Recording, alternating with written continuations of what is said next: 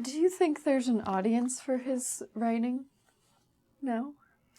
You know, that's a question I've asked myself a great many times because, well, I work in publishing, and I have for the last 30 years.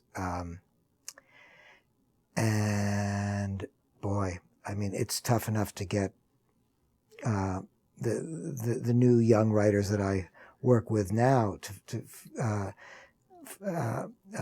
find a way for their work to get published. So, and you know, the publishing industry right now is a very commercial enterprise.